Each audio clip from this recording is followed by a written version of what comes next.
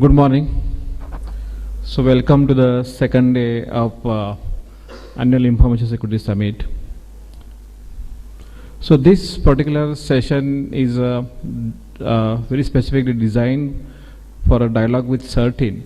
Is an kind of opportunity for industry to engage and see what kind of work that CERT India does, and probably get familiar with very many facets of CERT India. So you'll imagine after just looking at how exactly the national information security efforts are going on, I was not very much aware when I was joining DSAI what different activities and functions that CERT-In works in. So this particular session will have to see the different functions and activities that CERT India does, and probably we like to have also some dialogue with the different function leaders of CERT here. To chair this session, we have Mr. Vijay Srinath, who is Director General of CERT, and Mrs. Savita Utreja. She also looks at the cyber drill function and many other functions of CERT-In. And to facilitate the discussion, we have Mr. Sanjay Behel, so who has both experience of industry and working with the government as well. So he can be for us is a bridge between government and industry. So I welcome you all, Srinath sir and Savita Utreja and Sanjay Behel on the dais.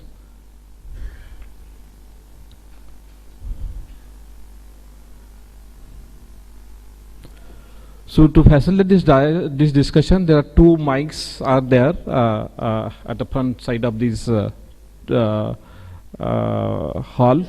So once we have that initial just understanding of certain function, then probably you would like to come and pose your question here. So Sanjay will be facilitating discussion. So over to you, Sanjay. Thank you.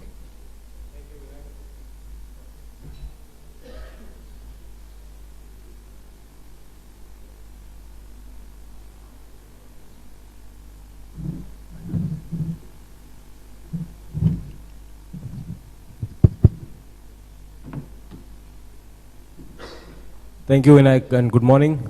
I think Vinayak has already set the ball rolling. I guess, I don't know whether most of you know what CERT does. So I'm going to request Mr. Srinath to try and give you an overview of what CERT does. And after that, I'll request Savita to do a little bit of deep dive into some of those areas. And then we'll try and take questions. So the more questions you ask, the better. If you want to listen to what Mr. Srinath or Ms. Savita wants to say, choice is yours. So which way do you want? More question answers, or do you want to listen more? It's early morning, still you guys are not talking. A little louder. More Q&A, okay. So then we'll keep it to that. And so I'll request Mr. Srinath to start off then. Thanks, Sanjay, and very good morning to you all. Thanks for having us here. It's in our interest, it's in your interest, it's in everybody's interest.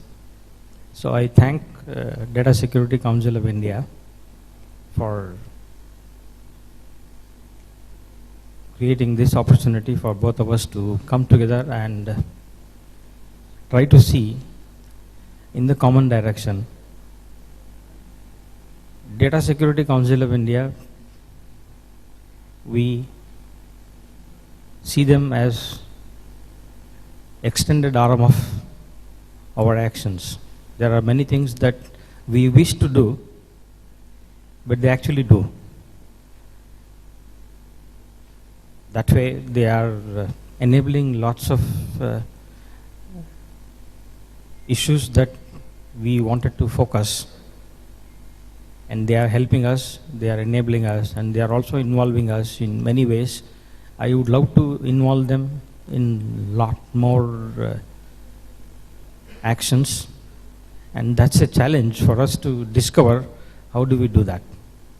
It's a big challenge because we are trying to look at solutions or the concerns and problems that are staring at us and scaring us out of our life, but we are attempting our approach possibly still in a traditional way.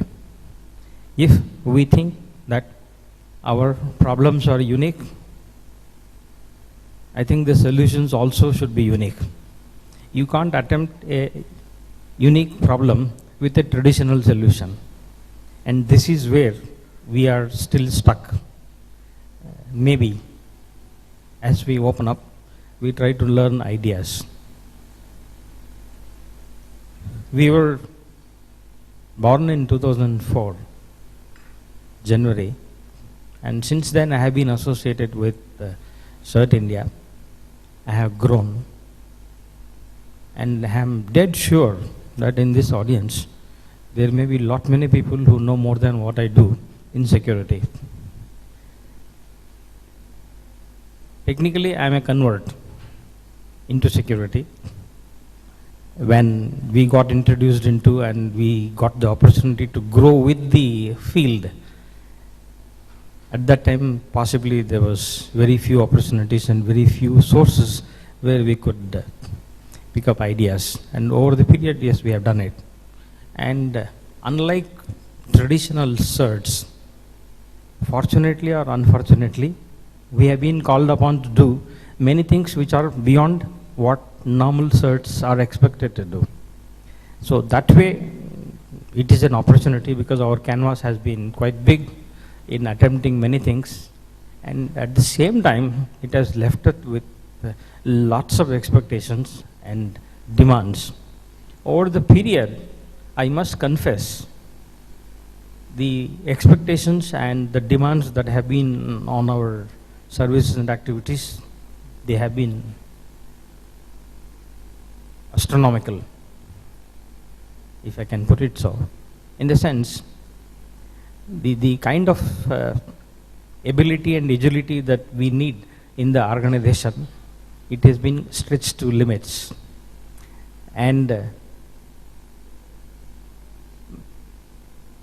possibly the means of gearing up ourselves for delivery of structures, creating a delivery structure has been little slow or quite slow to respond to the challenges.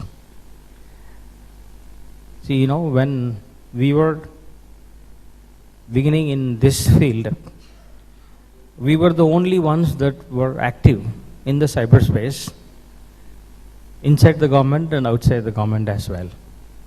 But as I count now, there are about 17 stakeholder entities that are active within the government itself. Forget about outside the government.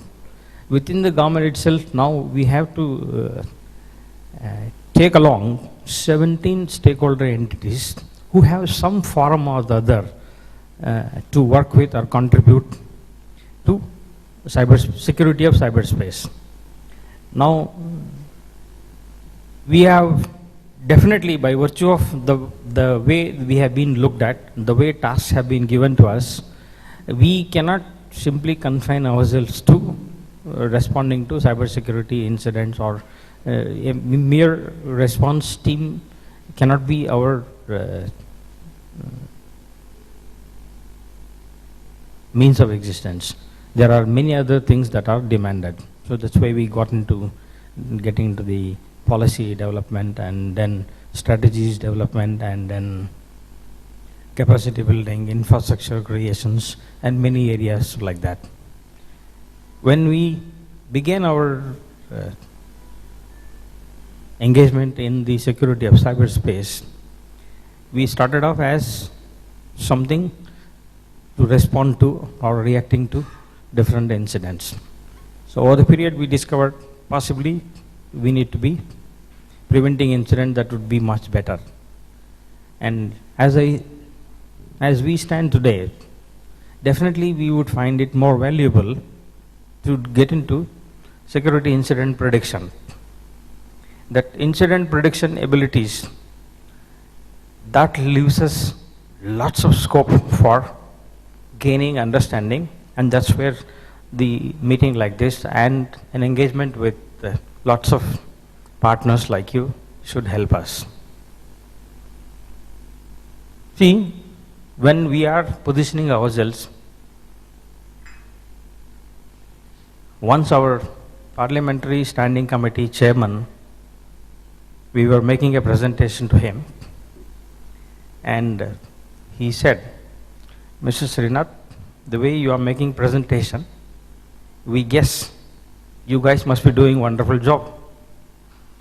Suddenly we were on cloud 9.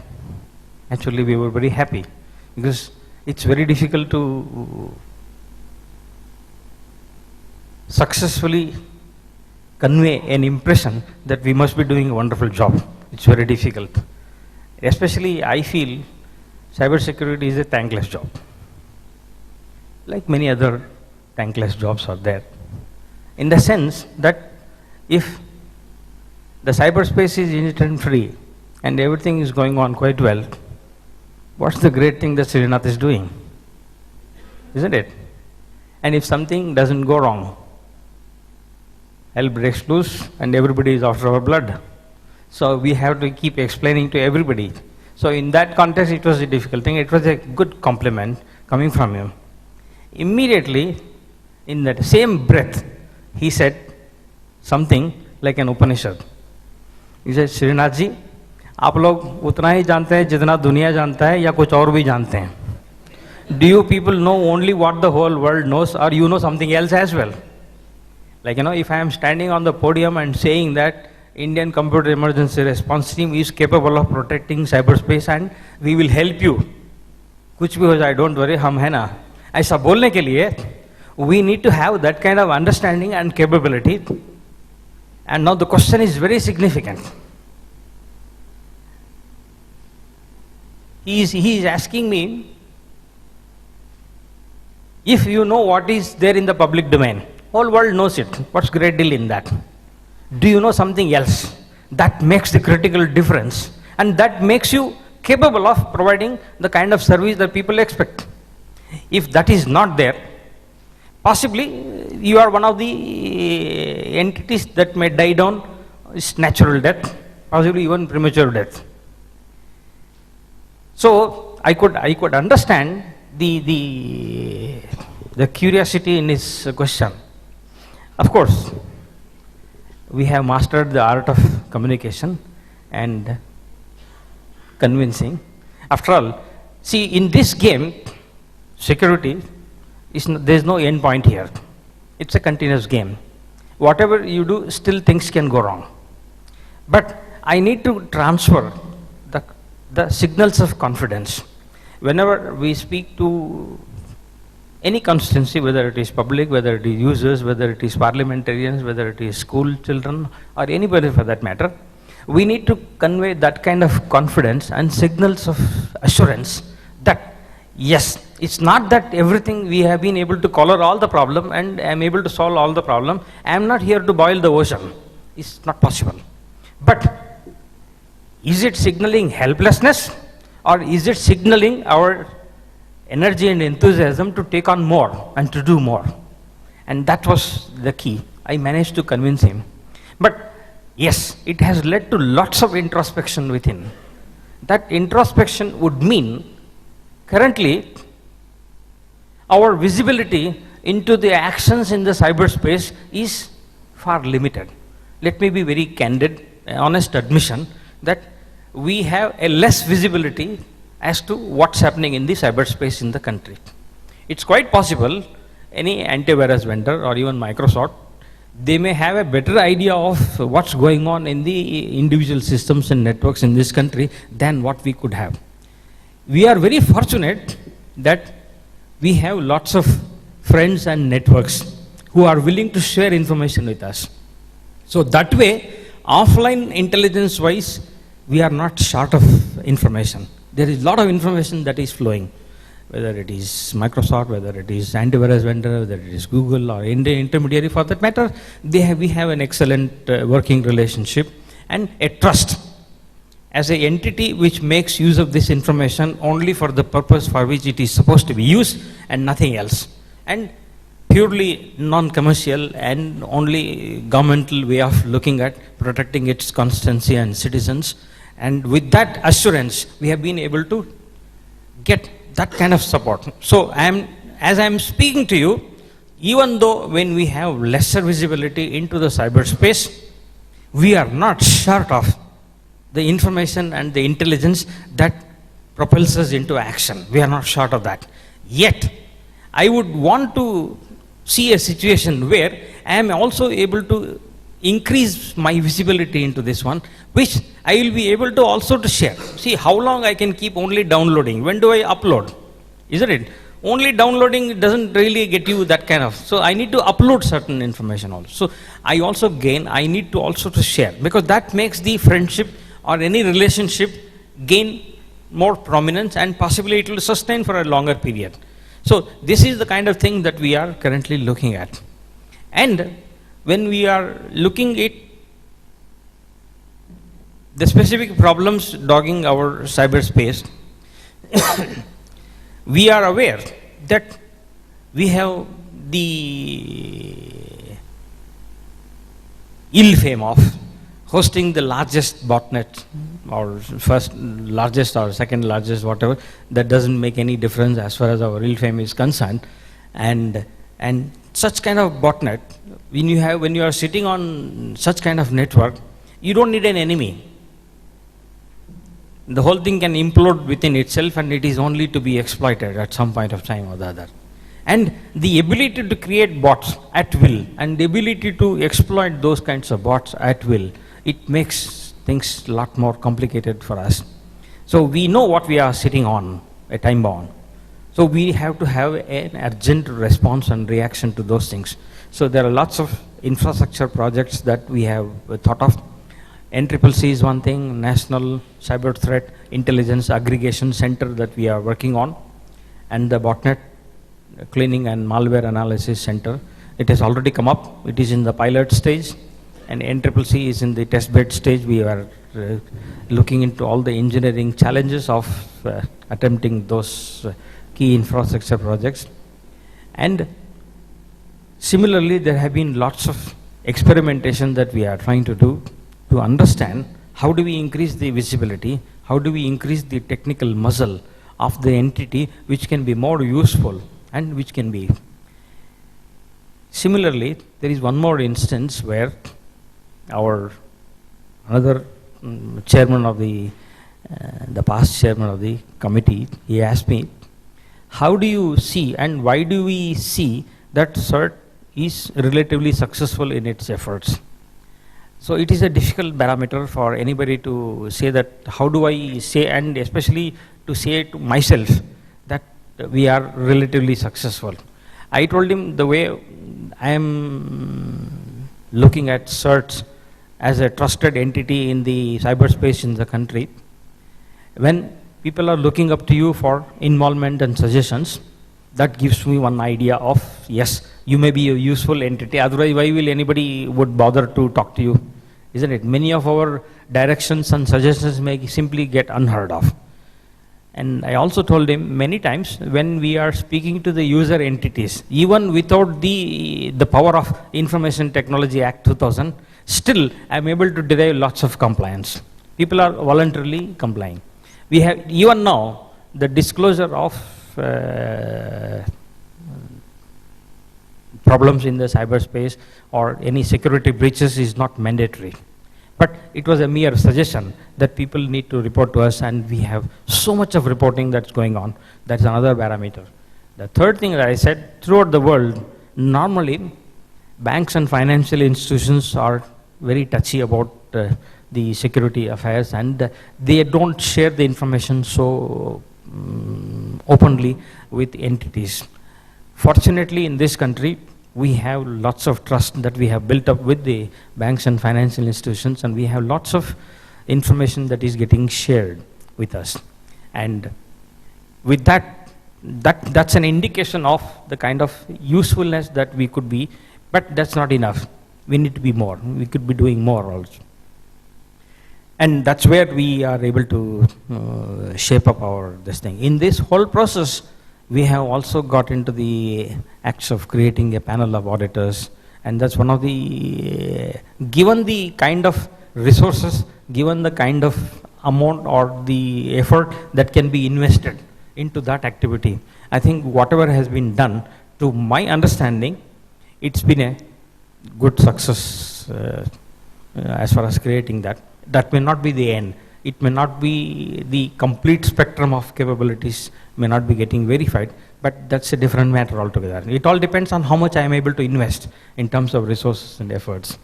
Similarly, we have been doing lots of drills, and our drills is the best means of, in my understanding, of learning. It's pure fun and learning. In the sense, it doesn't cost you much, but at the same time, it exposes into the means of improving the security posture of entities, and it has been a good success for us, and we would love to continue that activity. And hopefully, we have deliberately shied away from announcing our drills on the internet, on our websites, because we may not be able to handle, because the kind of team that we have, it's a very small team, and we will not be able to. So we are actually going on a selective basis. Though I don't mind welcoming people, but to go public into announcing the schedules for drills possibly still is a far cry as far as today's situation is concerned.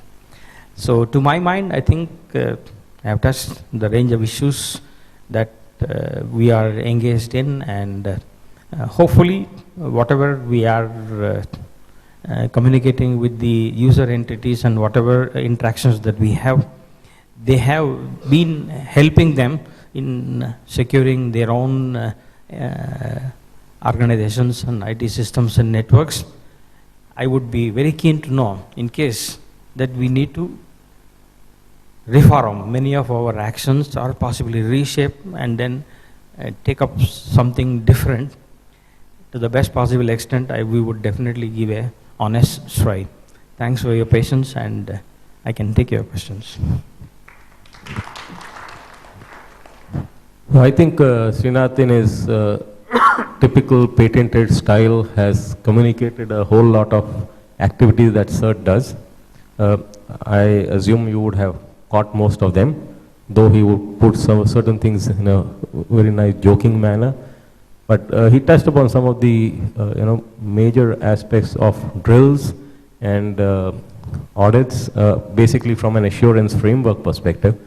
So I'm going to request Savita to do a little deep dive into some of those aspects so that you get to know exactly what happens in those, and touch upon some of the other areas in terms of IR as well as bots, etc., that we do in terms of incidents that come to us. And then we'll open the floor for questions and take questions in different areas that you might want to get into. So over to you, Savita.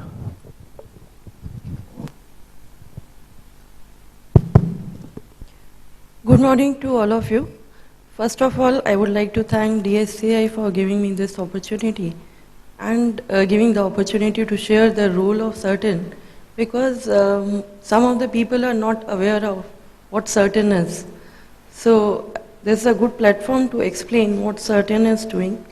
As CERT has explained, the most of activities being taken by CERT-In, and the name suggests Indian Computer Emergency Response Team. So we are responding to incidents, and we have 24/7 incident response help desk with us. Our constituency is entire cyber community. So anybody can report incident to us on 24/7 basis, and we are responding to those incidents. We are creating ticket for that, and then we are responding to it. We are doing the incident analysis, and in case of botnet also, we are tracking for the botnets, and we are either cleaning it or we are taking it down or sinkholing the botnets. So those are the kind of activities, as the name suggests, we are doing. But in addition to that, CERT-In has been working on the policy matters also, and the cyber security assurance also, because we believe that prevention is better than cure. But it is not that cybersecurity is an absolute term. Although we work on prevention, but still the attacks do happen.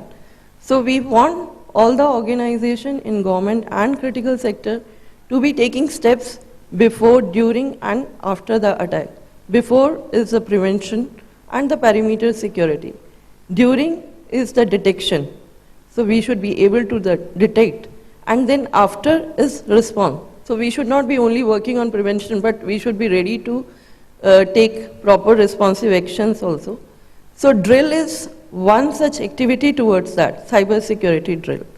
So it is aimed at enabling the organization to assess their cyber security posture and take appropriate actions if they are able to judge any gaps. So it is, as sir, it is said, it is a fun-loving exercise. It is learning exercise for us also and for the participating organizations also. I would briefly tell about the concept of drill, but details we can discuss off the screen. And in the drill, basically, we want the organization, participating organization, to inform us. First of all, we want to establish the point of contact so that we should be able to tell them the details. So we provide them with one application. Some kind of application is developed by us and we provide it to the participant organization, which they are required to host at their end. And we decide a drill day, and on that drill day, we launch attacks on that setup. But that setup is different from the production setup. So organization need not to be afraid that we will be disturbing their production setup, but it is separate from that. So we'll be launching attacks on that. There will be different attacks or nominated for that purpose. And during that period, the organizations are required to detect those attacks and defend those attacks. But it is not required that if they are not able to defend, so they are not successful. It is not focused on that. It is basically focused on what is your detection capabilities and then how you are able to respond to it. So basically the drills are focused on your first, like we are giving you application. So you should be able to create the setup and protect that application. Then you should be keep on monitoring that setup and then able to detect and then able to respond. So basically a drill is a comprehensive thing focused on detection, first securing, then detection, then reporting and responding to those attacks. So it helps the organization to assess their cybersecurity posture. So we would like the organization should participate. Till now we have conducted 9 cybersecurity drills in which 198 organizations have participated. We are going to conduct 10th drill in January, and it is right now focused on financial sector and also certifying authorities. So those will be the sectors which we will be targeting. So we target on a specific sector during those drills and we keep on contacting those sectors accordingly.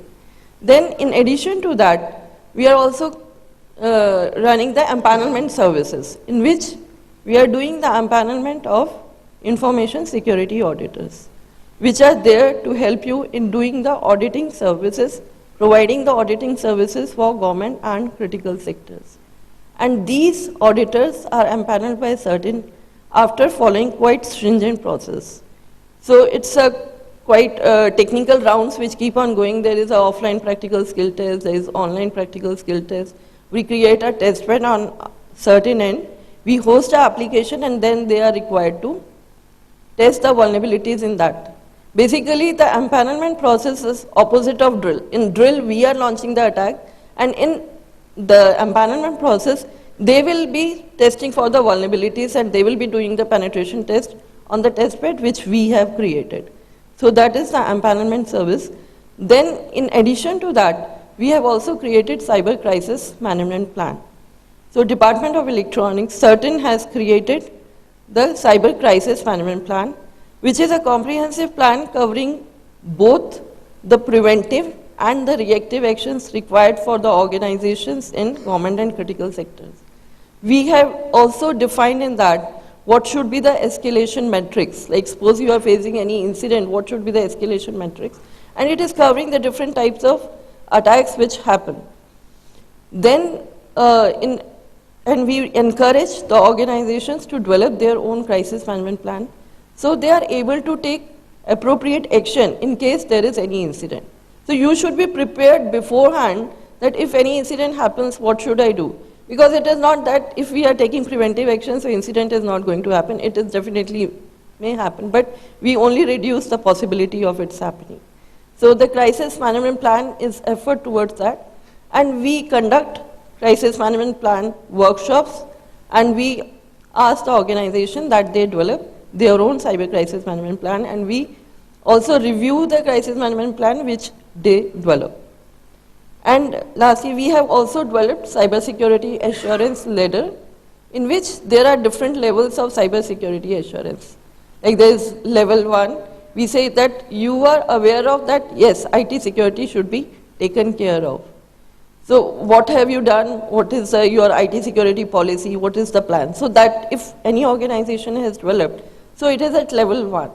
Then there is level 2, level 3 plus. So there are 7 levels, and if organizations are interested, so then we can tell about that also. So those are the cybersecurity assurance activities being done by CERT-In. Thank you so much.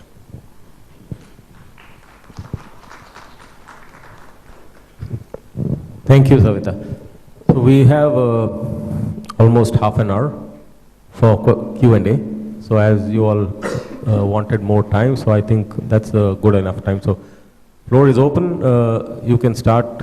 Who wants to go first? Yeah.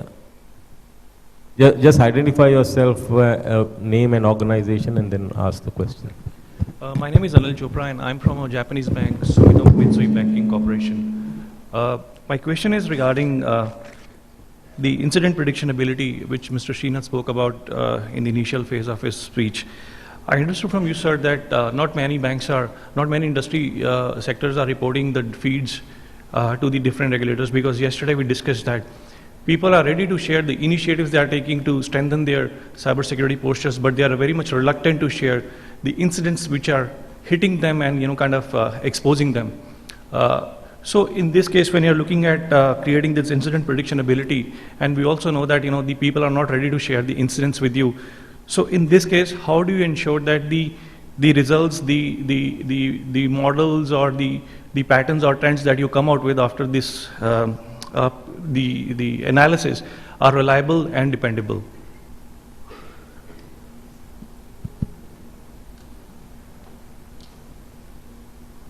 It is true that not everybody would be willing to share all kinds of information with us. And it is also true that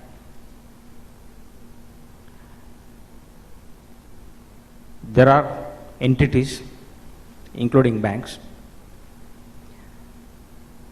that have shared information with us on a specific assurance, on a select basis.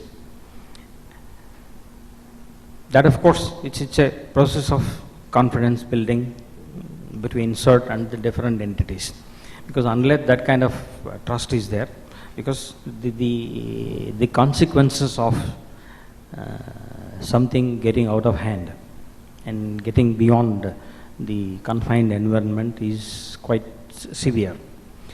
So in recognition of that one, the information that is shared with us is treated. To increase the confidence with respect to sharing the information, that is why there is a consortium effort under the IDRBT also. See, IDRBT also is hosting the banking CERT for financial sector, and also it has floated the new PPP arrangement of information sharing through IB card.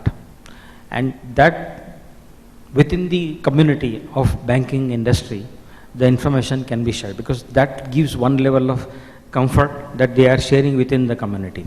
And generally, whenever we are talking of sharing the incidents or anything like that, I am very clear at this point of time that unless some entity wishes to share the information to derive necessary help, like couple of months back, couple of banks in Mumbai were under threat of ransom DDoS attacks.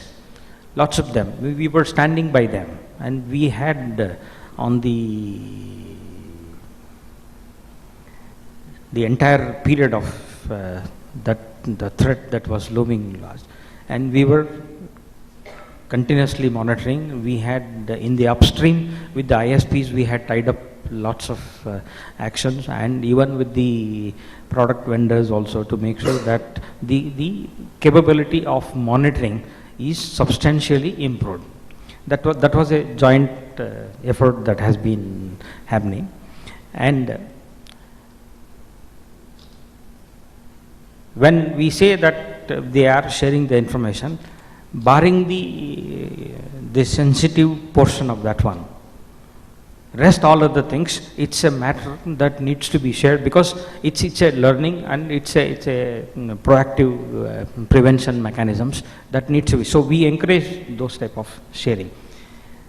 At this point of time, it's happening, and when we say we are improving our predictive mechanism through our improving the technical intelligence gathering, our plan extends to ISPs, large corporates, large banks, data centers in this country, which would share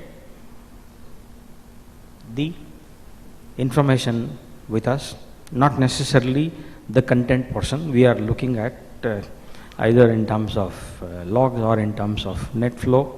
We look at those data, we look signs of troubles, and then using that as a means and correlate with the global threat intelligence that we would be, because we are also privy to lots of global threat intelligence information, and there are lots of entities which are willing to share that kind of information.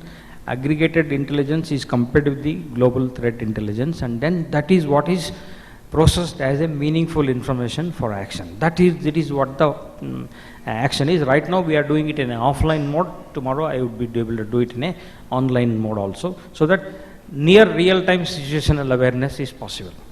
Our idea is to create near real-time situational awareness. When you are sharing the information, first level, yes, you may be wanting some kind of intervention by certain. Yes, many of the Indian banks have been asking some kind of intervention by certain, technical intervention and otherwise also.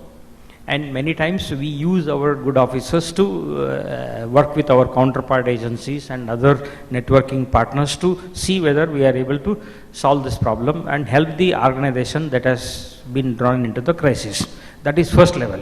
The second level is the encouragement for sharing purely in the form of helping others. It is not necessary that everybody should has to go through the same drill and getting bitten by the bug. Not necessarily. So it's a contribution. So we would definitely welcome and encourage people to share whatever that is possible to be shared. And we are also sharing the necessary information with the user entities to protect themselves. Helping and enabling a better protection and improving the security posture is our goal. To that, in that direction, whatever is feasible, we will try to do. And right now it is largely offline. Tomorrow it could be largely online, and it could be near real-time situational awareness. That's what our. So let me add to what Srinath has mentioned. Primarily, there is intelligence from global sources. There is going to be information available from corporates and data centers, banks, etc., as you mentioned, and also CERT-In itself has a reasonable amount of information of its own. So all these three together will help in giving the trends, patterns, predictability. And obviously it's a journey that we've embarked upon, and so we will be developing different models, and as we go ahead, we will be obviously refining those models to come to as close as possible to what it should be. So I hope that answers your question. Yes, you had a question. Morning, sir. I am V.K. Bhavra.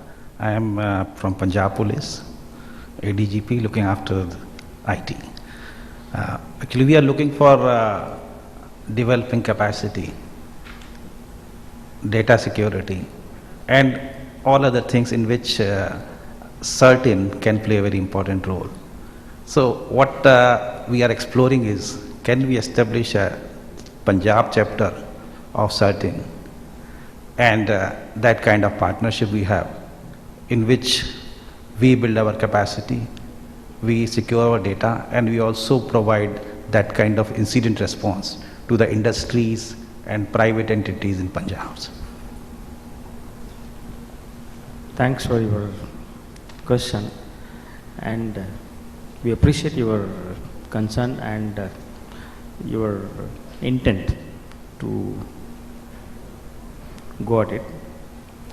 As far as CERT is concerned, we from the government and Department of Electronics and Information Technology, our policy has been to encourage lots of state level certs and sectoral certs, and definitely we would support and enable through all non-financial means.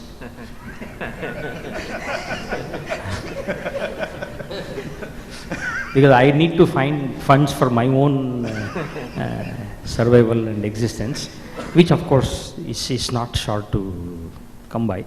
But of course, like for example, we have been talking, we have enabled Kerala CERT to come up, and even Maharashtra also mooted this idea, and we have responded very positively.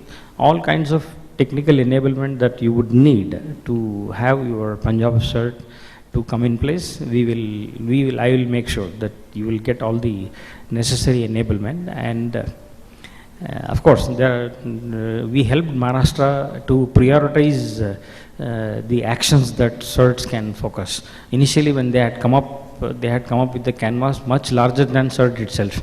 So naturally, when we were finding it difficult to meet that kind of expectation, so we try to scale them down and then appropriately prioritize and help them in focusing what they can do.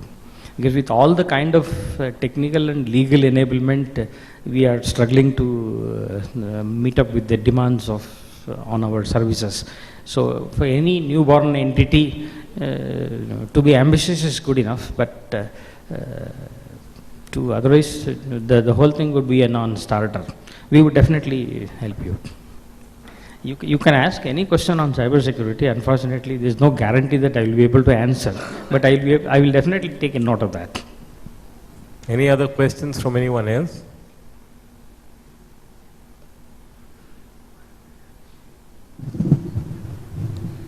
Hi, Kiran. I run a small services company in security, G14 Solutions. One of the things that we would benefit from is, you're talking about a lot of information that CERT-in gathers. What about the information that CERT-in disseminates to service companies like us, where we can help a larger community much more quickly than what CERT-in itself could respond to? So what are the different forums in which you share information back to the community? So you spoke about a little banking process where you share information between financial industries. How about service-oriented companies like ours? There are a lot of us in the community who would benefit, and there's a lot of big population that we serve. Just a few days back, there was one gentleman who had walked up to my office, and he says he is serving more than 500 customers, and quite big ones in this country. And he wanted to know what would be the means that is available to see that he also is able to, like I am trying to protect my constituency is entire country, whereas his constituency is 500 odd customers that he is serving. That's a very good idea. In the sense, right now I have a database of people who are willing to get the information updates on a real-time basis. Whenever we want to, we push up lots of things that we push. So if I get one entity which says I would keep catering to 500 more, naturally that layered approach will always be helpful. I would definitely welcome. I told him that yes, we have a means by which we can have a memorandum of understanding. That MOU will help us in understanding as to what is that we bring to the table. How do I enable you and how do you enable us? Like, I also need to be enabled. Like the gentleman, he says, I would be able to channel lots of information through those big customers, and that's good enough. After all, we are not seeing at each other's face. We are seeing together to the constancy. So naturally, there is a purpose, and there is a meaning to come together and pool our resources. If I have to reach out to all those customers that you are currently dealing with, possibly I will never be able to do that. Even in distinct future also it may be difficult thing. Whereas if you are able to front end that one, that my job is definitely, that layer we will welcome. Please tell us, and you can get in touch with us. We will enable that.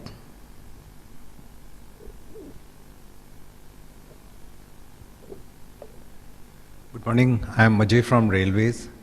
I wanted to know what role CERT is playing for information security concerns of infrastructure sector like power sector, railways and others.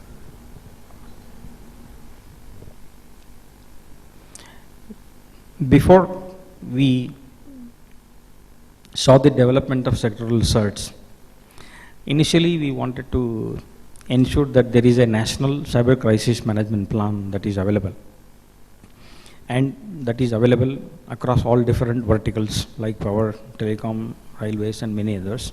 And we encouraged all those sectors to have their own certs. Like power sector has got 3 certs, and similarly telecom is setting up its own. Railways, they have already set up at CRIS, it is operational. So banking, IDRBT is there, our armed forces, army cert is there, navy cert is there, air force cert is there. So many other entities are also setting up their certs, the verticals. And these are the verticals, and through these sectoral certs, we will be able to interact and get to the user segment there.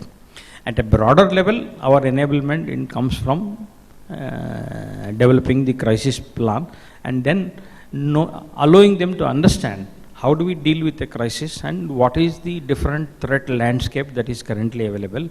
And then a good bit of understanding is tested through drills also, and then enable them to improve their security posture.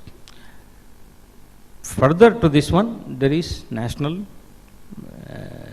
NCIPC, you are aware of that, Critical Information Infrastructure Protection Center.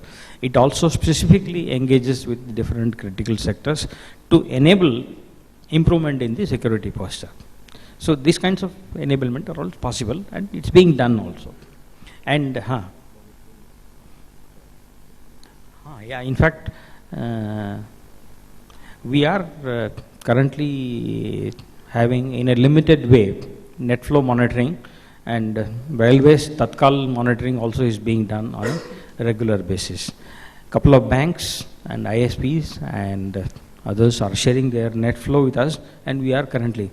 So this is what needs to be scaled up, and that we are trying to do that.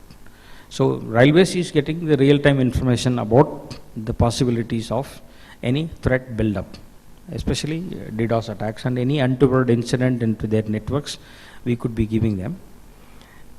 So similar efforts will continue. So if you notice that everything right from an assurance to drills to monitoring to incident response, all the activities are being addressed for critical sectors, specifically for railways. Any other question? Scale, of course, is an issue. We have been addressing the range of issues, but the scale is still an issue. Very good morning. I'm Ashok Puri from ONGC, and I have a question. It is very nice to know that you have a stringent measure for empanelment of companies doing audits. And 4 or 5 years back when I saw the list, it was a huge list. It has been curtailed to now number of people, the companies who are having empanelment. But even though your stringent procedures are there to empanel them, but when it comes to the deliverance, they are deploying, as a user perspective I'm telling, they're deploying very fresh and not very that kind of people for the audit activities. So we not, sometimes the users are not satisfied with the performance because of delays and other things. So what is your take on that? Because we are facing problems as a users. See, as far as these auditors are concerned, we have tried to keep our interference as minimum as possible, apart from declaring the technical capability as auditors. So, and also our effort is to make the whole system transparent. In that process, when we empanel auditors, we have also provided the snapshots of the people who are supposed to be. So it is quite possible that user entities like you can insist on those people who have been when you are actually going in for the contract, and that contract also can specifically mention about what kind of resource that you would like to, because after bidding for the contract, it is quite possible that they may end up with somebody who is relatively inexperienced and possibly no experience at all. And that can cause lots of project delays, and the kind of information or the outcome that you are looking for from the audit may not come at all. Yeah. So that's in fact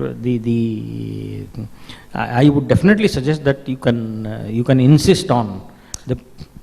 If it is person specific, then also we have problems, because if the person is left and then we are again having some contractual issues. And probably for getting the empanelment, they show the best they have. But at the time of deliverance, we are finding that putting fresh people or immature or not audit maturity point of view, we are not getting that kind of milestones or project completions. I understand. See, our empanelment process currently is empaneling the organizations, not the individuals. So that individual, see, that's the next stage that we are supposed to look at. Because we would, apart from the empaneling auditors, we should be empaneling the individuals that are working with, and the ones that are to be deployed in the critical sector organizations, they have to be necessarily qualified by. But as I said to you in the beginning itself, given the kind of investment that I can make and the resources that I can deploy for creating the list of auditors, possibly at this point of time, that's what we could have done. But I appreciate your point. Sir, unless we get to that stage, we will not be able to assure you that the one that is supposed to be deployed in a critical sector is necessarily qualified by us. I have a suggestion, sir. Like you're doing empanelment review every year, probably, and if it is linked with the people there, where whatever the experience they're showing to you about the companies they have done the audit, and with the kind of people they're doing and their experience and background, the past experience can speak about their next projects also. We will definitely take care of. In fact, we have put off our review for some time now, but we will be taking it in 2016. So nice. And when we do that, we will definitely take that into account. And we are aware of this problem. The ones that turn up at the auditee's premises are not the ones who are really experienced and competent enough. Because empanelment of organization is one thing, and the delivery at the is totally a different story. We are aware of this problem. We will try to address this one. Maybe I will try to do some little more research in plugging this one. Yeah. But I am looking at my own constraints and resources, and we will definitely come up with a solution for Okay, this. sir. So nice of you. Thank you. Okay, we have the last 3 questions then. Okay, go ahead. We stop after these 3. Thank you. Jay Gullich from the U.S. Embassy. Has the emergence of the dark web changed cybersecurity? Has it changed the sort of risk profiles, attack vectors, responses in any way? And how is the CERT sort of thinking about this new technology? Yes, the emergence of dark web and the use by non-state actors and many other malicious actors, it is a serious challenge and a unbearable headache at this moment. In fact, we are answering one parliament question on this as well. Because it is necessary for the constancy to know our understanding and grip on what's happening in dark web and what happens through dark web and how are we deal with this. I don't know the complete solution because it is still a research activity. But yes, we are trying to understand the implications, especially when anti-national or malicious actors make use of that one, and law enforcement agencies and security agencies are completely clueless as to what's happening. So it's something like encryption. Encryption technology grows leaps and bounds, and it improves in its technology and capabilities and things like that. But there is a dark side of the technology also, and that poses a challenge. And all that happens with encryption, end-to-end encryption, may not be to the liking of everybody for that matter. And there have been acrimonious debates as to what's the right thing. And growth of technology is one thing which doesn't stop for anybody for that matter. It is for us to find out methods to deal with such kinds of challenges. And we also see the challenge of dark web in the same light. And let's see. Of course, I don't have a solution at this point of time. That the kind of development, the speed at which the technological developments take place, and the related challenges posed by those technological developments, and our ability to respond to those challenges is dissimilar, is disproportionate, I should say.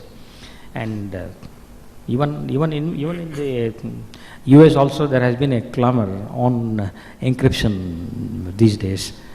You may be aware of in the public domain. Google है ना, आप तो देख सकते हैं. Yeah, next question. My name is Ravinder Singh from Juniper Networks. My question is on, you rightly pointed out the scaling issues that the CERT might be facing in the country, and these issues going to increase only in the near future. So the question on the scaling front is, are you encouraging the private entities to take up the, complementing or a similar role what CERT is playing to the industry?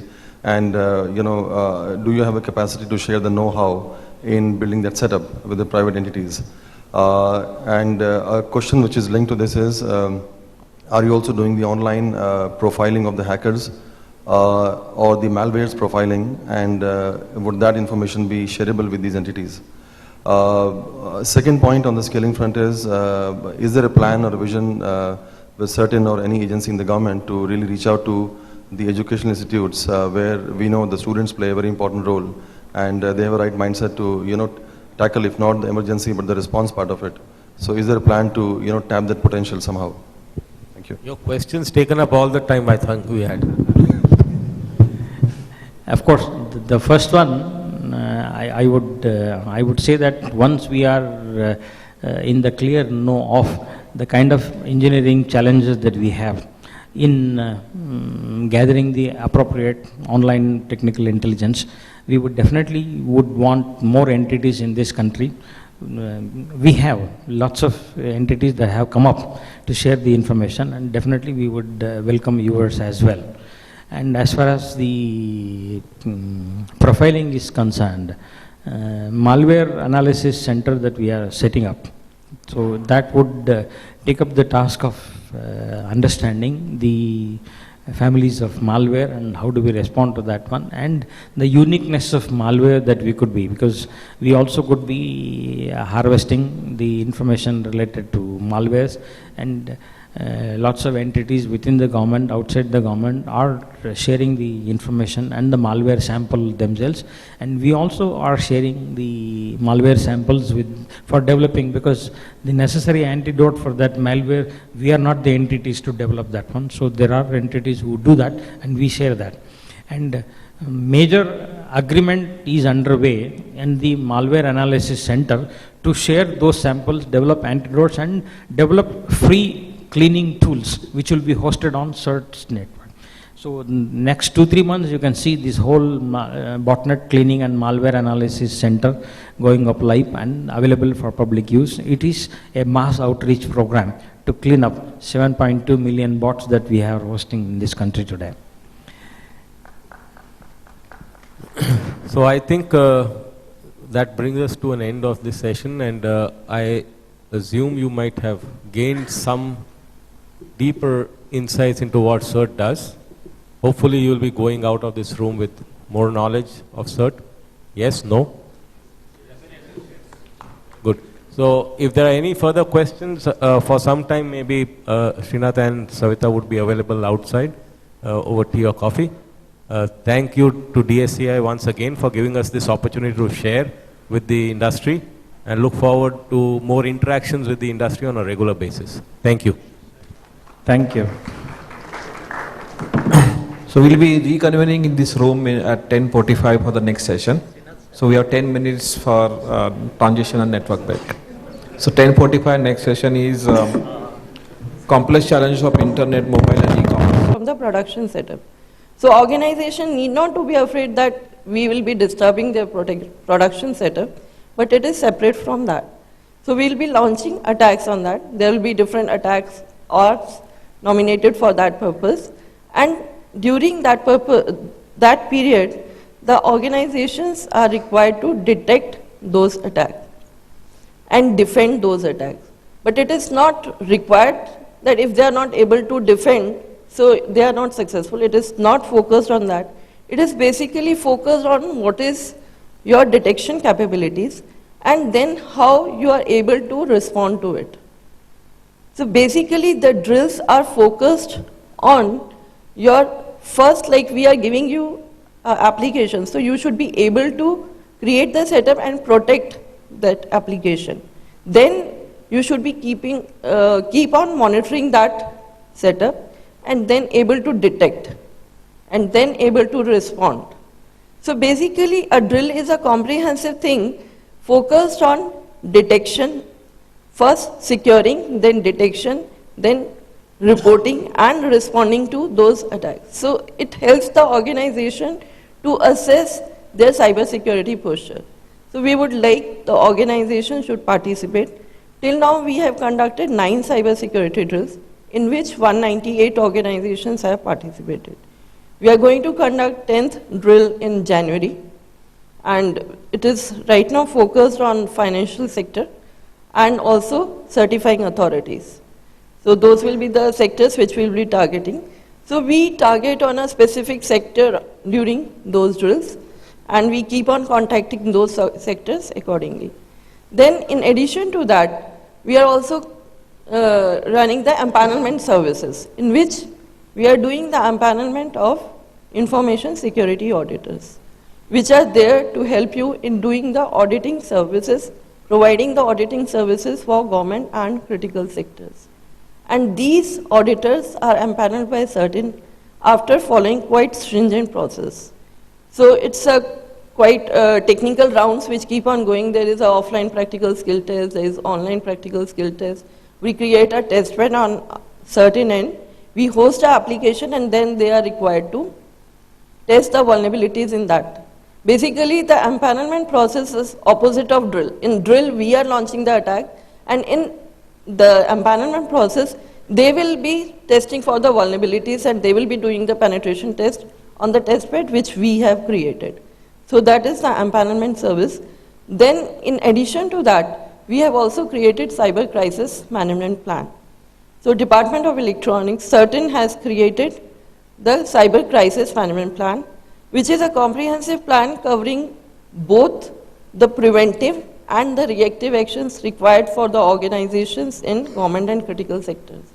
We have also defined in that what should be the escalation metrics. Like suppose you are facing any incident, what should be the escalation metrics? And it is covering the different types of attacks which happen. Then and we encourage the organizations to develop their own crisis management plan, so they are able to take appropriate action in case there is any incident. So you should be prepared beforehand that if any incident happens, what should I do? Because it is not that if we are taking preventive action, so incident is not going to happen. It is definitely may happen, but we only reduce the possibility of its happening. So the crisis management plan is effort towards that, and we conduct crisis management plan workshops, and we ask the organization that they develop their own cyber crisis management plan, and we also review the crisis management plan which they develop. And lastly, we have also developed cybersecurity assurance ladder, in which there are different levels of cybersecurity assurance. Like there is level 1, we say that you are aware of that, yes, IT security should be taken care of. So what have you done? What is your IT security policy? What is the plan? So that if any organization has developed, so it is at level 1. Then there is level 2, level 3 plus. So there are 7 levels. And if organizations are interested, so then we can tell about that also. So those are the cybersecurity assurance activities being done by CERT-In. Thank you so much.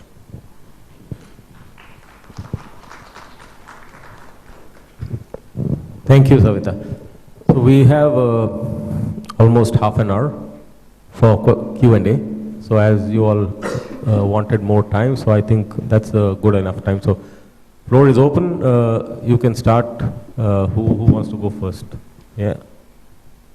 Just identify yourself, name and organization, and then ask the question. My name is Anil Chopra, and I'm from a Japanese bank, Sumitomo Mitsui Banking Corporation. My question is regarding the incident prediction ability, which Mr. Srinath spoke about in the initial phase of his speech. I understood from you, sir, that not many industry sectors are reporting the feeds to the different regulators, because yesterday we discussed that people are ready to share the initiatives they are taking to strengthen their cybersecurity postures, but they are very much reluctant to share the incidents which are hitting them and exposing them. So in this case, when you're looking at creating this incident prediction ability, and we also know that the people are not ready to share the incidents with you. So in this case, how do you ensure that the results, the models or the patterns or trends that you come out with after this the analysis are reliable and dependable?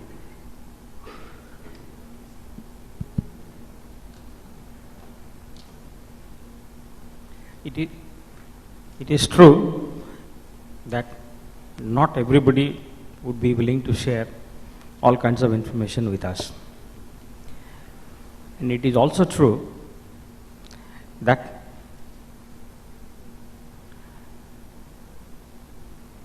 there are entities, including banks, that have shared information with us on a specific assurance, on a select basis. That, of course, it's a process of confidence building between CERT and the different entities, because unless that kind of trust is there, because the consequences of something getting out of hand and getting beyond the confined environment is quite severe. So in recognition of that one, the information that is shared with us is treated. To increase the confidence with respect to sharing the information, that is why there is a consortium effort under the IDRBT also. See, IDRBT also is hosting the banking CERT for financial sector, and also it has floated the new PPP arrangement of information sharing through IB card. And that within the community of banking industry, the information can be shared, because that gives one level of comfort that they are sharing within the community. And generally, whenever we are talking of sharing the incidents or anything like that, I am very clear at this point of time that unless some entity wishes to share the information to derive necessary help, like a couple of months back, couple of banks in Mumbai were under threat of ransom DDoS attacks. Lots of them. We were standing by them, and we had on the entire period of the threat that was looming large, and we were continuously monitoring. We had in the upstream with the ISPs, we had tied up lots of actions, and even with the product vendors also, to make sure that the capability of monitoring is substantially improved. That was a joint effort that has been happening. And when we say that they are sharing the information, barring the sensitive portion of that one, rest all other things, it's a matter that needs to be shared, because it's a learning and it's a proactive prevention mechanisms that needs to be. So we encourage those type of sharing. At this point of time, it's happening. And when we say we are improving our predictive mechanism through our improving the technical intelligence gathering, our plan extends to ISPs, large corporates, large banks, data centers in this country, which would share the information with us, not necessarily the content portion. We are looking at either in terms of logs or in terms of net flow. We look at those data, we look signs of troubles, and then using that as a means and correlate with the global threat intelligence that we would be, because we are also privy to lots of global threat intelligence information, and there are lots of entities which are willing to share that kind of information. Aggregated intelligence is compared with the global threat intelligence, and then that is what is processed as a meaningful information for action. That is what the action is. Right now we are doing it in an offline mode. Tomorrow I would be able to do it in an online mode also, so that near real-time situational awareness is possible. Our idea is to create near real-time situational awareness. When you are sharing the information, first level, yes, you may be wanting some kind of intervention by certain. Yes, many of the Indian banks have been asking some kind of intervention by certain, technical intervention and otherwise also.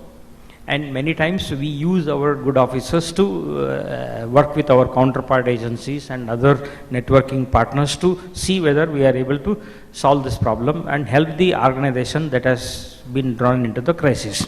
That is first level. The second level is the encouragement for sharing purely in the form of helping others. It is not necessary that everybody should has to go through the same drill and getting bitten by the bug. Not necessarily. So it's a contribution. So we would definitely welcome and encourage people to share whatever that is possible to be shared. And we are also sharing the necessary information with the user entities to protect themselves. Helping and enabling a better protection and improving the security posture is our goal. To that, in that direction, whatever is feasible, we will try to do. And right now it is largely offline. Tomorrow it could be largely online, and it could be near real-time situational awareness. That's what our. So let me add to what Srinath has mentioned. Primarily, there is intelligence from global sources. There is going to be information available from corporates and data centers, banks, etc., as you mentioned, and also CERT-IN itself has a reasonable amount of information of its own. So all these three together will help in giving the trends, patterns, predictability. And obviously it's a journey that we've embarked upon, and so we will be developing different models, and as we go ahead, we will be obviously refining those models to come to as close as possible to what it should be. So I hope that answers your question. Yes, you had a question. Good morning, sir. I am V.K. Bhavra. I am from Punjab Police, ADGP, looking after the IT. Actually, we are looking for developing capacity, data security, and all other things in which CERT-IN can play a very important role.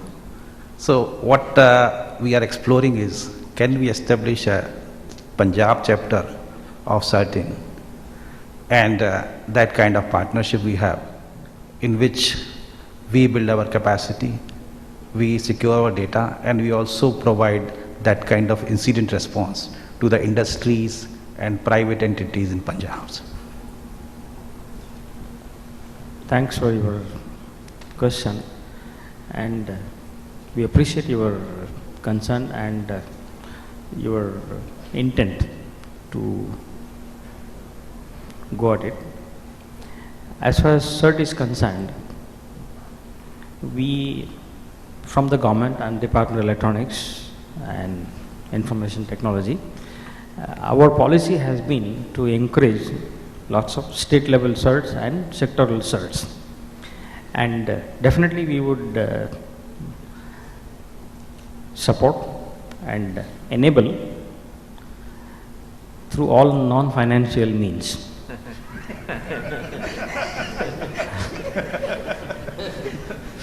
Because I need to find funds for my own survival and existence, which of course is not sure to come by.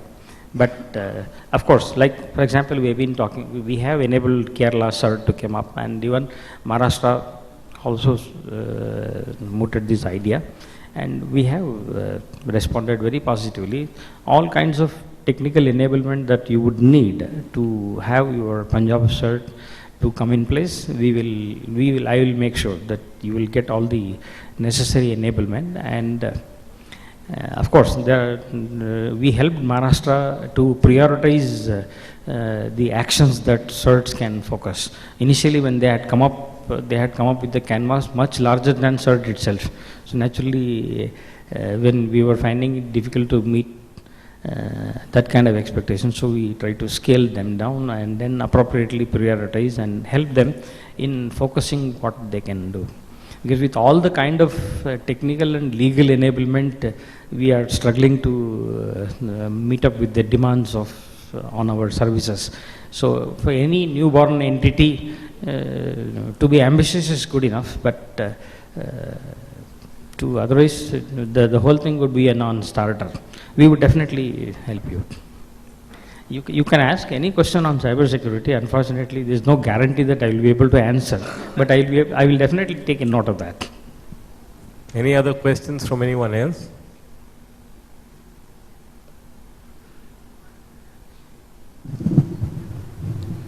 Hi, Kiran. I run a small services company in security, G14 Solutions. One of the things that we would benefit from is, you're talking about a lot of information that CERT-In gathers. What about the information that CERT-In disseminates to service companies like us, where we can help a larger community much more quickly than what CERT-In itself could respond to? So what are the different forums in which you share information back to the community? So you spoke about a little banking process where you share information between financial industries. How about service-oriented companies like ours? There are a lot of us in the community who would benefit, and there's a lot of big population that we serve.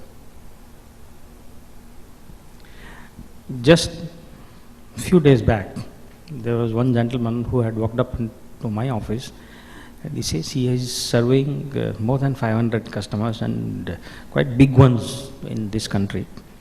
And he wanted to know what would be the means that is available to see that he also is able to, like I am trying to protect my constituency is entire country, whereas his constituency is 500 customers, 500 odd customers that he is serving. That's a very good idea, in the sense, right now I have a database of people who are willing to get the information updates on a real-time basis. Whenever we want to, we push up lots of things that we push. So if I get one entity which says I would keep catering to 500 more, naturally that layered approach will always be helpful. I would definitely welcome. I told him that yes, we have a means by which we can have a memorandum of understanding. That MOU will help us in understanding as to what is that we bring to the table. How do I enable you and how do you enable us? Like, I also need to be enabled. Like the gentleman, he says, I would be able to channel lots of information through those big customers, and that's good enough. After all, we are not seeing at each other's face. We are seeing together with the constancy. So naturally, there is a purpose, there is a meaning to come together and pool our resources. If I have to reach out to all those customers that you are currently dealing with, possibly I will never be able to do that. Even in distinct future also it may be difficult thing. Whereas if you are able to front end that one, that my job is definitely, that layer we will welcome. Please tell us and you can get in touch with us. We will enable that.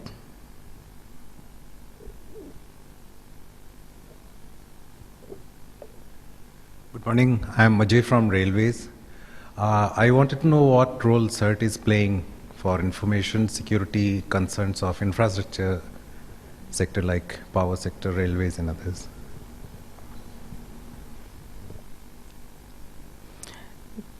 Before we saw the development of sectoral certs, initially we wanted to ensure that there is a national cyber crisis management plan that is available, and that is available across all different verticals like power, telecom, railways and many others. And we encouraged all those sectors to have their own certs, like power sector has got 3 certs.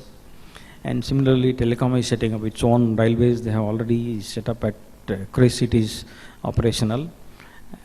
So banking, IDRBT is there, our armed forces, army cert is there, navy cert is there, air force cert is there. So many other entities are also setting up their certs, the verticals. And these are the verticals, and in these, through these sectoral certs, we will be able to interact and get to the user segment there. At a broader level, our enablement comes from developing the crisis plan and then allowing them to understand how do we deal with a crisis and what is the different threat landscape that is currently available. And then a good bit of understanding is tested through drills also, and then enable them to improve their security posture. Further to this one, there is national NCIPC, you are aware of that, Critical Information Infrastructure Protection Center. It also specifically engages with different critical sectors to enable improvement in the security posture.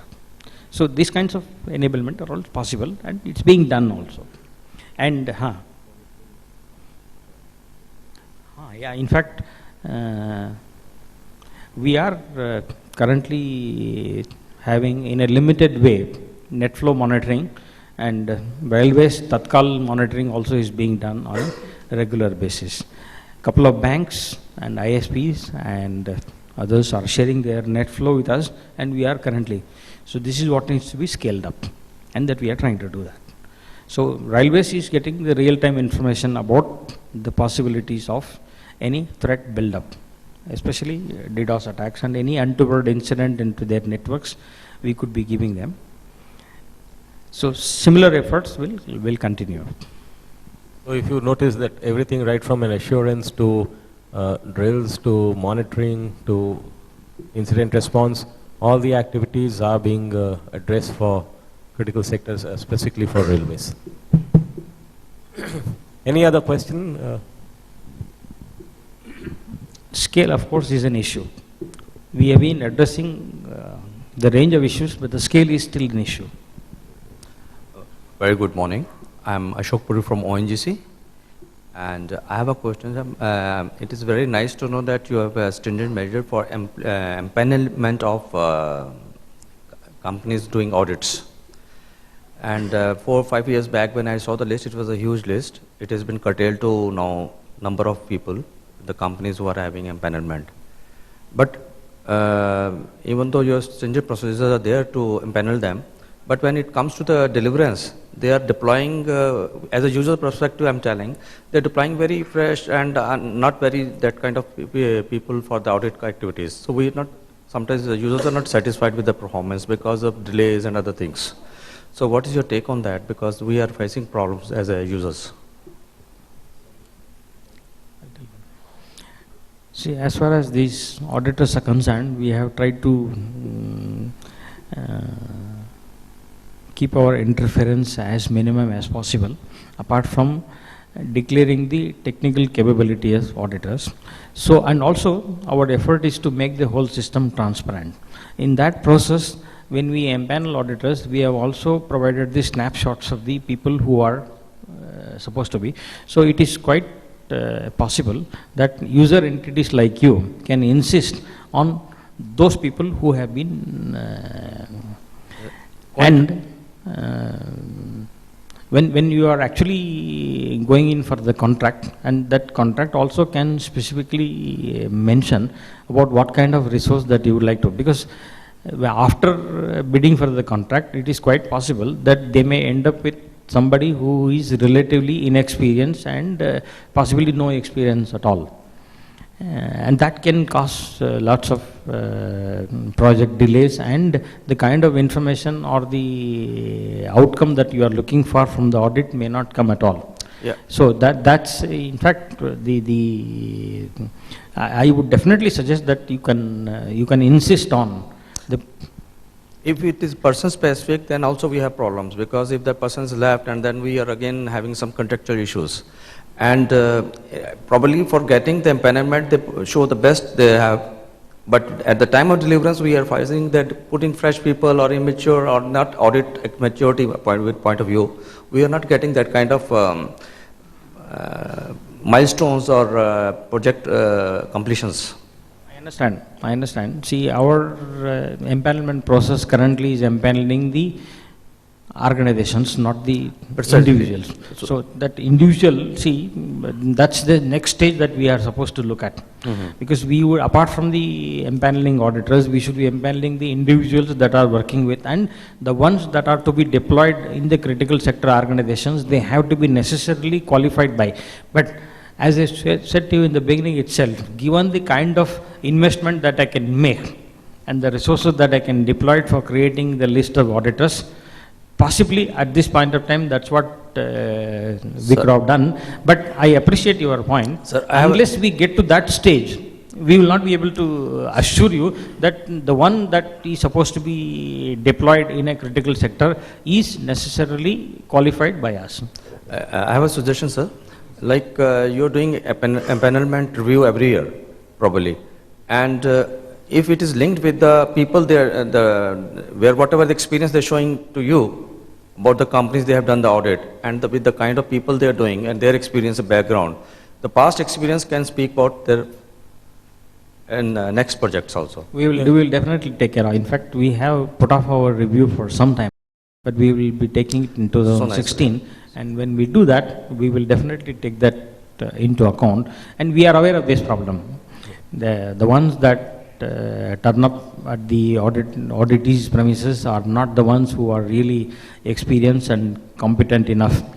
Because empanelment of organization is one thing, and the delivery at the it's totally a different story. We are aware of this problem. We will try to address this one. Maybe I will try to do some little more research in plugging this one.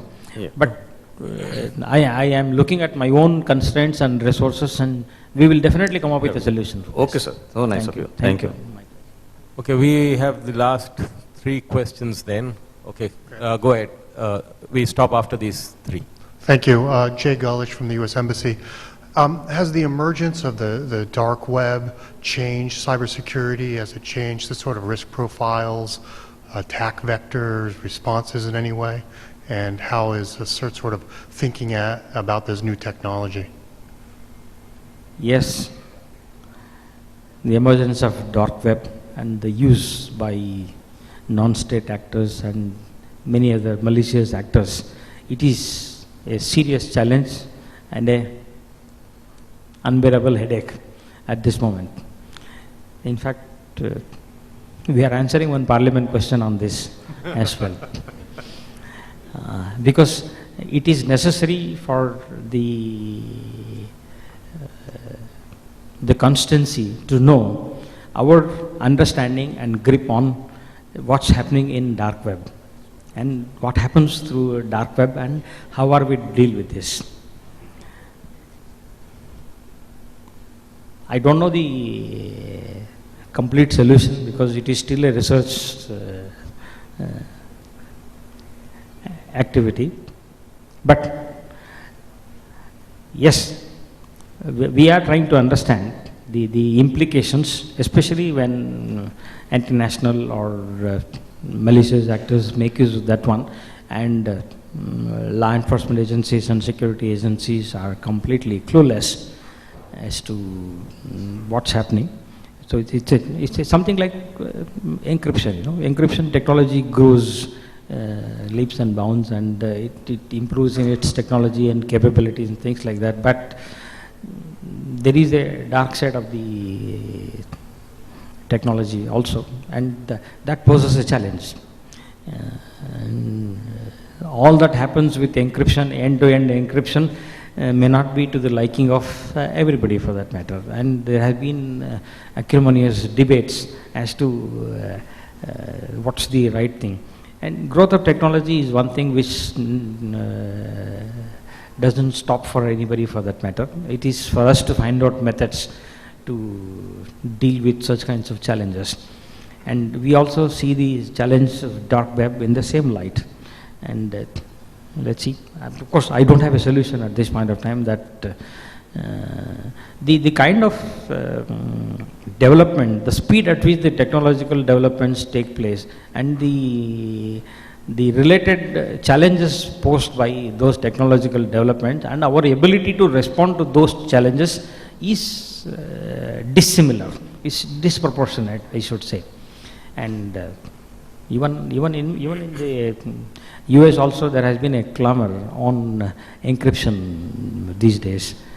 You may be aware of in the public domain. Google है ना, आप तो देख सकते हैं. Yeah, next question. My name is Ravinder Singh from Juniper Networks. My question is on, you rightly pointed out the scaling issues that the CERT might be facing in the country, and these issues going to increase only in the near future. So the question on the scaling front is, are you encouraging the private entities to take up the, complementing or a similar role what CERT is playing to the industry? And, do you have a capacity to share the know-how in building that setup with the private entities? And a question which is linked to this is, are you also doing the online profiling of the hackers or the malwares profiling, and would that information be shareable with these entities?